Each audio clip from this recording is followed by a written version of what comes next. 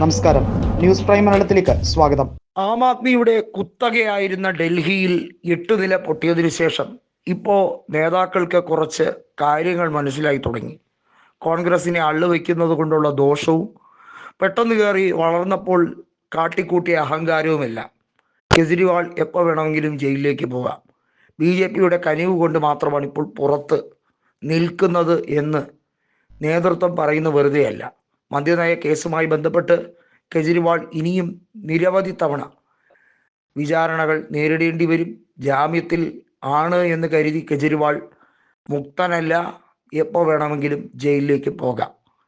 കെജ്രിവാളിനെ സംബന്ധിച്ചിടത്തോളം അദ്ദേഹത്തിൻ്റെ പാർട്ടി നിലനിൽക്കുന്ന ഏക തട്ടകം പഞ്ചാബാണ്.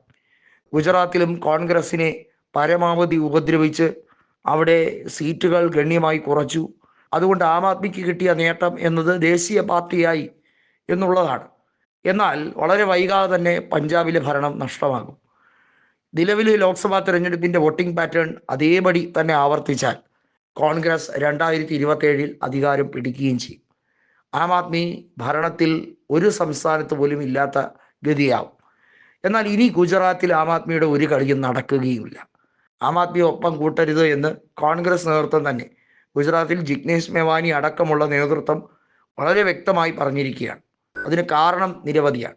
ജഗദീഷ് ഠാക്കൂർ പറയും പോലെ ആം ആദ്മിക്ക് ഒരു രീതിയിലും നിലപാടില്ലാത്തവരാണ്. അവർ ഏത് രീതിയിലും കോൺഗ്രസിനെ അള്ളുവയ്ക്കാൻ മാത്രമേ ഏതൊരു സംസ്ഥാനത്തും ശ്രമിച്ചിട്ടുള്ളൂ. അവർ BJPയുടെ B ടീമായി തന്നെയാണ് പ്രവർത്തിക്കുന്നത്. അവർക്ക് BJPയുമായി പല കൊടുക്കൽ വാങ്ങലുകൾ ഉണ്ട്.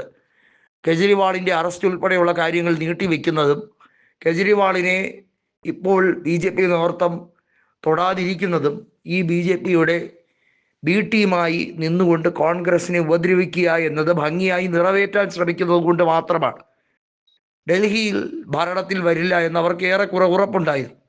അതുകൊണ്ട് തന്നെയാണ് കെജ്രിവാൾ അടക്കമുള്ളവർ തോറ്റിട്ടും അവർക്ക് അത്ഭുതമൊന്നുമില്ലാത്ത, അവർക്ക് പരാജയപ്പെടുമെന്ന് നന്നായി അറിയാമായിരുന്നു.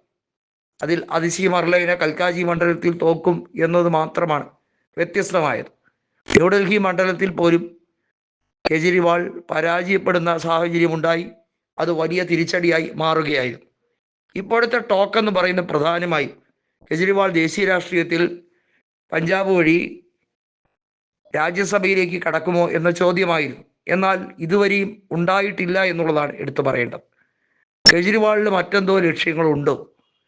ഗുജറാത്തിലേക്കോ മറ്റ് സംസ്ഥാനത്തിലേക്കോ ചേക്കേറാനാണോ അദ്ദേഹത്തിൻ്റെ താല്പര്യം?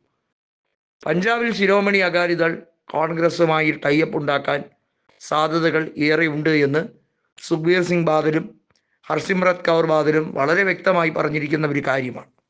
പിന്നെ എന്താണ് കെജ്രിവാളിൻ്റെയും ആം ആദ്മിയുടെയും ഭാവി പരിപാടി? അതോ ആം ആദ്മി പിളർന്നോ? ആം ആദ്മിയിൽ സിസോദിയും കെജ്രിവാളും പറയുന്നതൊന്നും ഭാഗവന്ത് സിംഗ് മാൻ എന്ന പഞ്ചാബ് മുഖ്യമന്ത്രി ഉൾക്കൊള്ളുന്നില്ല. പല കാര്യങ്ങളിലും ഭാഗവന്ത് എടുക്കുന്നത് സ്വതസിദ്ധമായ തീരുമാനമാണ്. കെജ്രിവാളിൻ്റെ തീരുമാനങ്ങൾക്ക് വിധേയപ്പെടാൻ നിന്നുകൊടുക്കുന്നില്ല എന്നതും ഒരു പിളർപ്പിലേക്കുള്ള സൂചനയാണോ എന്ന് സംശയിക്കേണ്ടിയിരിക്കുന്നു.